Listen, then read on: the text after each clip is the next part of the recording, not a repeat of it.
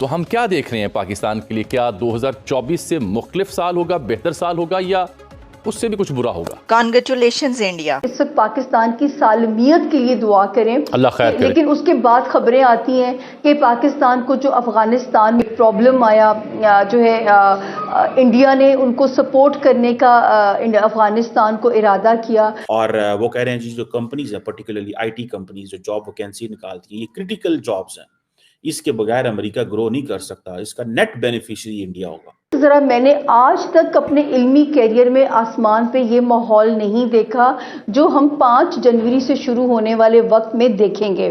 तो दोस्तों वेलकम करते हैं आप सबको आज की इस वीडियो में। तो दोस्तों जैसा कि हाइलाइट्स आपने देख ही ली हैं, इस हवाले से मजीद पाकिस्तानी मीडिया का क्या कहना है, आइए आज की इस वीडियो में देखते हैं। सो वीडियो को शुरू करने से पहले आपसे रिक्वेस्ट है कि आपने वीडियो को आखिर तक लाजमी देखना है, और अगर वीडियो अच्छी लगे तो वीडियो को लाइक और चैनल को लाजमी सब्सक्राइब कीजिएगा।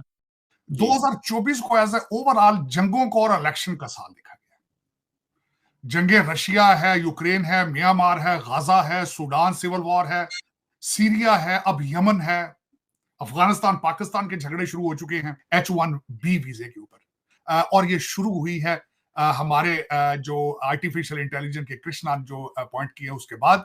लेकिन ये नहीं सोच रहे ये जो फार राइट वाले हैं कि वो क्यों हायर किया गया है।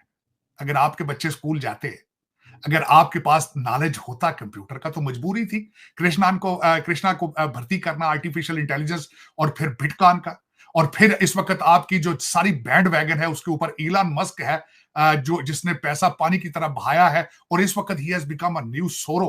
वो आप अपनी बात कर रहे हैं, वो तो बर्तानिया के अंदर इनकलाब के बारे में सोच रहा है, वो तो जर्मनी के अंदर इनकलाब के बारे में सोच रहा है, और वो खुद H1B वीजे का बेनिफिशियरी है। उसकी अपनी उनकी अपनी टेस्ला के अंदर 700 एम्प्लॉई हैं जो इस वक्त वो H1B पर बैठे। दूसरा, इन्हीं अमेरिकन लौंडे लपाड़ों को मैं कहना चाहूंगा जो इस वक्त नशे में चूर हैं, वीड के नशे में, उनको बताना चाहूंगा कि सुरेंद्र पिचाई जो इस वक्त हमारे गूगल इस वक्त बहुत बड़ी एक ऑर्गेनाइजेशन है। मैं समझता हूं कि गूगल इज इकोनॉमी और इज कंट्री इटसेल्फ। उसको चलाने वाले खुद H1B वीजे के बेनिफिशियरी हैं। उसके बाद सत्या नडेला की बात करूंगा जो माइक्रोसॉफ्ट के हेड हैं, वो भी H1B वीजे के बेनिफिशियरी हैं। तो ये ना सोच लेना मेरे भाईजान कि अगर आप इस पे इतनी तनकीद करोगे और इनको कहोगे कि गो बैक टू इंडिया, किसी ने मैं बड़े दुख के साथ कहूंगा विवेक रामास्वामी की ट्वीट को किसी ने काउंटर किया है कि तुम्हारे भारत के अंदर तो फ्लशेबल टॉयलेट ही नहीं है, तो तुम अपने बच्चों को पढ़ा लो ना यार। तुम्हें किसी ने कहा है कि यहाँ पे कृष्णान को भर्ती रखा जाए, यहाँ पे सुरेंद्र पिचाई आके तुम्हारे गूगल को संभाले और सत्या नडेला तुम्हें आके सिखाए सारा कुछ? तो भाईजान अपने बच्चों को कहो वीड की दुनिया से निकलें, वीड की दुनिया से निकलें और अपना खुद पढ़ा लें। डोनाल्ड ट्रंप साहब का ख्वाब जरूर था, उनका 1.0 के अंदर वो कहते थे कि हम मैथ में पीछे हैं और we are behind on innovation, लेकिन बातों से नहीं आगे निकलना होगा। आपके बच्चे जो आपने तैयार करते हैं इस वक्त साइंस नहीं पढ़ रहे, अपने झंडों को जला के बार बार कहते हैं वी आर हमास। उनको हमास के स्पेलिंग नहीं पता, उन्हें पता ही नहीं हमास क्या है, हमास का पता ही नहीं है, ना हिस्टोरिकल बैकग्राउंड का पता है, ना उनके रिलीजियस बिलीफ का पता है, ना एक्सट्रीज्म के बारे में पता है, ना रेडिकलाइजेशन के बारे में पता है। लेकिन फैशन है, दिया किसने था? बराक हुसैन ओबामा ने दिया था। आईवी लीग स्कूलों के बच्चे अमेरिका के झंडे जला रहे हैं। होश करो इस H1B वीजे पे, और भारतीयों से जेलस होने की बजाय अपने बच्चों को पढ़ाओ। इस वक्त जो इंडियन डायस्पोरा है चीमा साहब, the richest and most intelligent diaspora in the world, not only in the US, in the world. और दूसरा, they are not a diaspora, they are technocrats. Cheema साहब, कभी आपने देखा है, मैं चैलेंज के साथ फिर आज भी बात कर रहा था कहीं से, आपने आज तक किसी दुनिया के बॉर्डर को इलीगल क्रॉस करते देखा है कोई गुजराती या साउथ इंडियन? आपने कभी देखा है किश्ती जब डूबती है उसके अंदर कोई आपने साउथ इंडियन गुजराती देखा हो? कभी आपने अमेरिका के अंदर कहीं टैक्सी ड्राइवर गुजराती या साउथ इंडियन देखा हो? आपने दुनिया में किसी जगह पे ट्रक ड्राइवर कोई देखा, भिखारी देखा हो आपने पाकिस्तानी? जिस तरह आज ट्रेडमार्क बन चुका है आपका कि खैरात मांगना, आपका ईरान के अंदर मांग रहे हैं भीख, आप इराक में मांग रहे हैं, कहां पे? अपने रिलीजियस जगहों के ऊपर, मदीना मक्का के अंदर खैरात मांग रहे हैं।